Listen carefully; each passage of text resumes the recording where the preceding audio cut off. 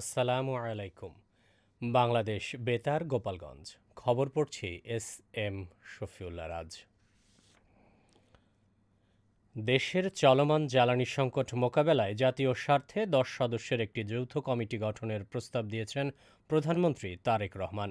গতকাল সংসদ অধিবেশনে জ্বালানি পরিস্থিতি নিয়ে আলোচনায় তিনি এ প্রস্তাব দেন এবং বিরোধী দলকে ৫ সদস্যের নাম দেওয়ার আহ্বান জানান।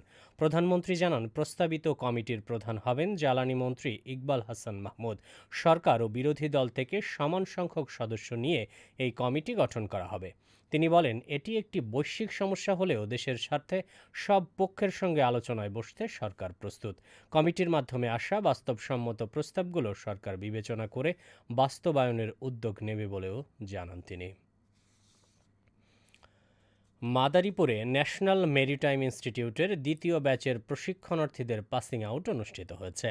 গতকাল ইনস্টিটিউট ক্যাম্পাসে আয়োজিত অনুষ্ঠানে ৯৫ জন প্রশিক্ষণার্থী আনুষ্ঠানিকভাবে প্রশিক্ষণ শেষ করে কর্মজীবনে প্রবেশের প্রস্তুতি সম্পন্ন করেন।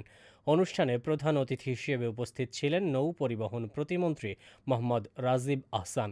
এ সময় তিনি বলেন, আন্তর্জাতিক মানসম্মত দক্ষ নাবিক তৈরিতে সরকার কাজ করছে এবং এ খাতে সহযোগিতা অব্যাহত থাকবে। তিনি আশা প্রকাশ করেন, প্রশিক্ষণার্থ প্রাপ্ত তরুণরা দেশি বিদেশি জাহাজে কাজের সুযোগ পাবে এবং দেশের অর্থনীতিতে গুরুত্বপূর্ণ অবদান রাখবে।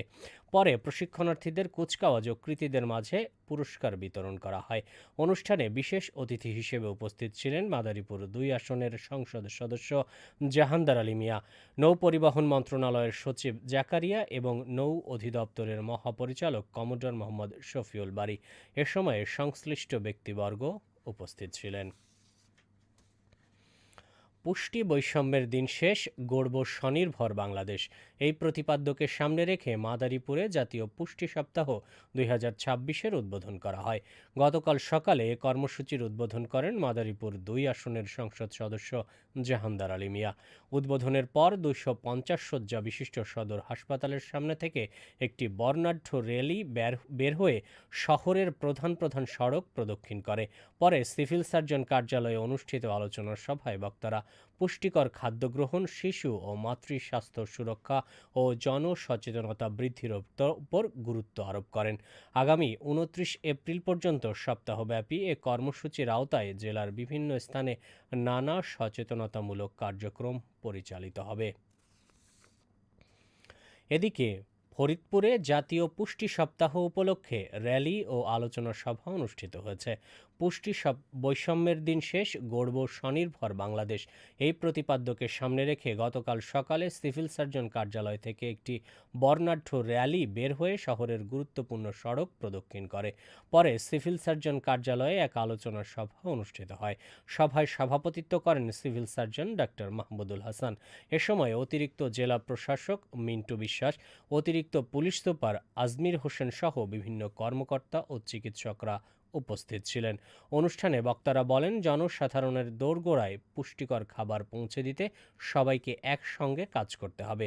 পাশাপাশি শিশুর সঠিক পুষ্টি নিশ্চিত করতে অভিভাবকদের সচেতন হওয়ার আহ্বান জানানো হয়। পুষ্টি বৈষম্যের দিন শেষ, গড়ব স্বনির্ভর বাংলাদেশ, এই প্রতিপাদ্যকে সামনে রেখে নড়াইলে জাতীয় পুষ্টি সপ্তাহ ২০২৬ উদ্বোধন করা হয়েছে।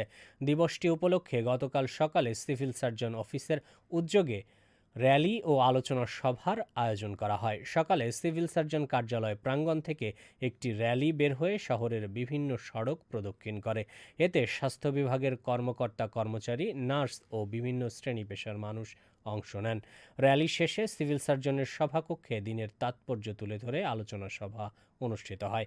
সিভিল সার্জন ডাক্তার আব্দুর রশিদের সভাপতিত্বে আলোচনা সভায় বক্তারা বলেন, পুষ্টি বৈষম্য দূর করে সকলের জন্য পুষ্টিকর খাদ্য নিশ্চিত করা সময়ের দাবি। বিশেষ করে শিশু ও গর্ভবতী মায়েদের পুষ্টি বিষয়ে গুরুত্ব দেওয়ার আহ্বান জানানো হয়।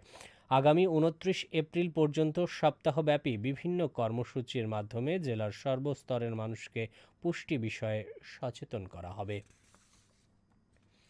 বাংলাদেশ রেড ক্রিসেন্ট সোসাইটির নড়াইল ইউনিটের নির্বাচনকে সামনে রেখে এক মতবিনিময় সভা অনুষ্ঠিত হয়েছে।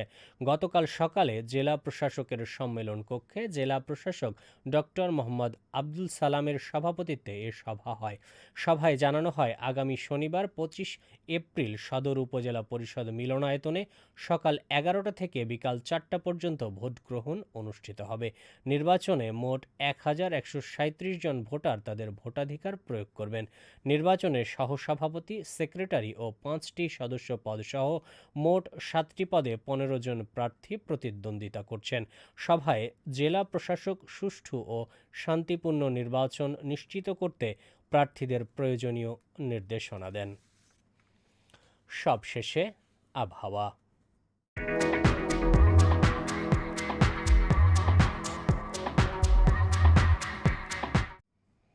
আজ বেলা ১টা পর্যন্ত দেশের অভ্যন্তরীণ নদীবন্দর সমূহের জন্য আবহাওয়ার পূর্বাভাসে বলা হয়েছে, রংপুর, ময়মনসিংহ এবং সিলেট অঞ্চলের ওপর দিয়ে পশ্চিম অথবা উত্তর পশ্চিম দিক থেকে ঘন্টায় ৪৫ থেকে ৬০ কিলোমিটার বেগে অস্থায়ীভাবে দমকা অথবা ঝোড়ো হাওয়া সহ বৃষ্টি অথবা বজ্রবৃষ্টি হতে পারে।